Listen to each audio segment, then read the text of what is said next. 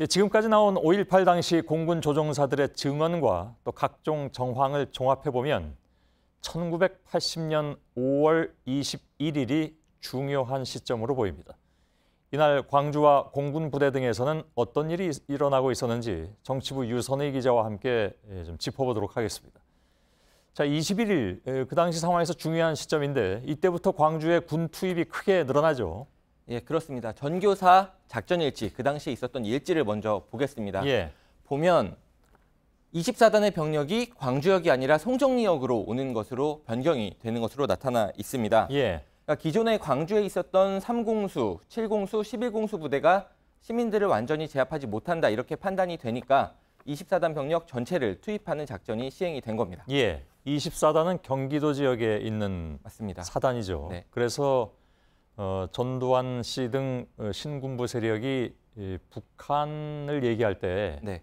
할 말이 없는 부분이 바로 이 부분이기도 합니다. 그러니까 북한을 신경 썼다면 과연 그 전방 바로 밑에 있는 군을 빼서 광주를 투입시켰겠느냐? 네. 이런 반론이 많이 나온 바가 있습니다. 네, 시민단체들에서는 그 부분을 굉장히 강조를 하고 있습니다. 예. 아무튼 육군 항공여단에도 작전 대기 명령이 떨어졌는데 네. 그것도 바로 이때입니까? 21일?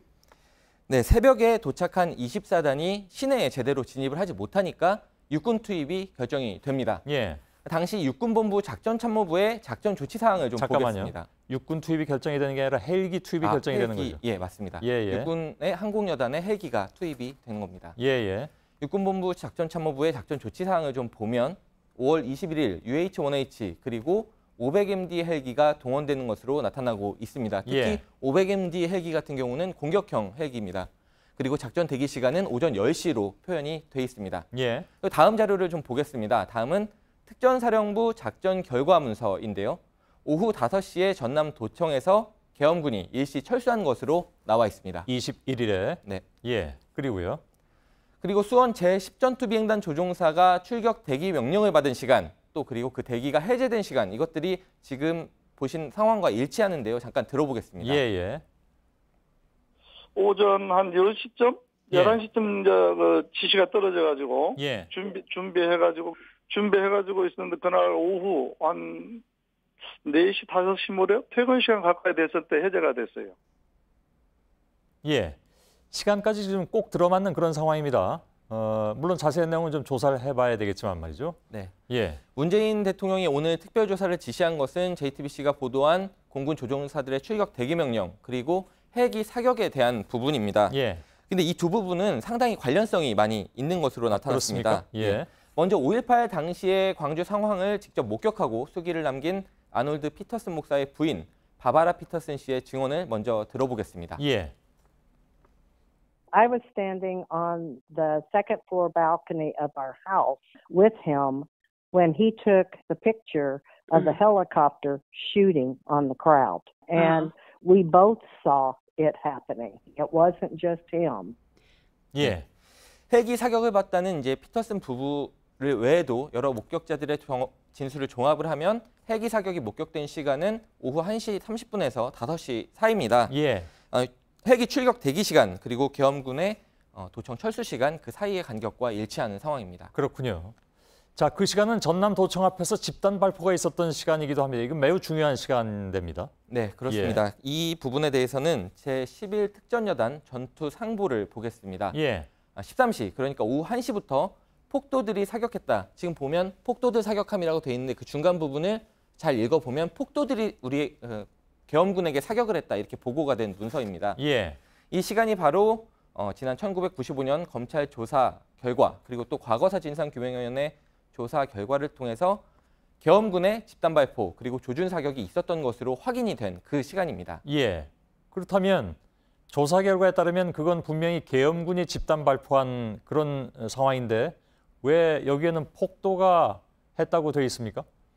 네, 계엄군 사격이 아니라 시민들이 사격을 한 것으로 나와 있는 상황입니다. 예. 이른바 그들이 표현한 폭도죠. 그렇습니다. 예. 계엄군은 표현 또한 시민이 아니라 폭도라고 적어놨고요. 하지만 계엄군이 집단 발포를 했던 시간으로 이미 과거 검찰 조사 결과 그리고 과거사의 조사 결과 확인이 된 상황입니다. 예. 그래서 문서를 허위로 작성했거나 혹은 왜곡한 것이 아니냐 이런 의혹이 나오고 있는 상황입니다. 예. 이번엔 24단 충정작전 상보를 먼저 보겠습니다. 오후 4시 30분에 헬기 투입을 시도했다 이렇게 나와 있습니다. 예. 우리가 지금 의문을 제기하는 그 모든 일이 그러니까 5월 21일 그 네. 하루에 일어난 그런 상황이라고 봐야 되겠군요. 예, 그렇습니다. 조종사들의 증언을 토대로 이날의 상황을 좀 정리를 해보겠습니다. 예. 21일 오전 10시에 육군 헬기가 작전 대기를 시작하고 또 같은 시간에 공군 전투기들이 출격 대기를 명령을 받습니다. 그리고 오후 1시에는 계엄군이 집단 발포를 하고 이 시기를 전후해서 헬기 사격이 또 목격이 됩니다. 예. 그러다가 시민들이 일부 무장을 하기 시작하니까 계엄군이 오후 5시에 도청 앞에서 일시 철수하면서 시민들이 도청으로 들어가게 됩니다. 이 시간은 육군 헬기가 철수한 시간 그리고 공군 전투기 출격 대기가 해제된 시간과도 일치합니다. 예. 이게 딱 하루 사이에 완전히 벌어진 일인데요. 어제 사천비행단 상황을 말해주신 예비역 장성도 똑같이 말을 했습니다. 한번 들어보겠습니다. 예. 그런데 장착 후에 24시간 이내에 무장 해제가 되었던 것은 기억이 분명합니다. 왜냐하면은 그 무장 행거 때문에 비행 훈련을 못하지는 않았기 때문에 그렇습니다. 예. 여기까지 듣겠습니다.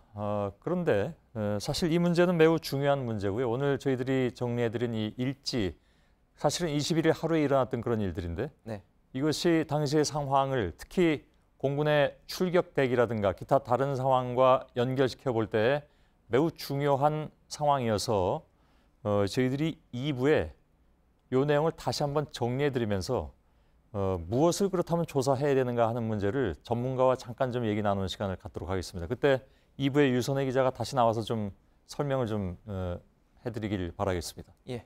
예.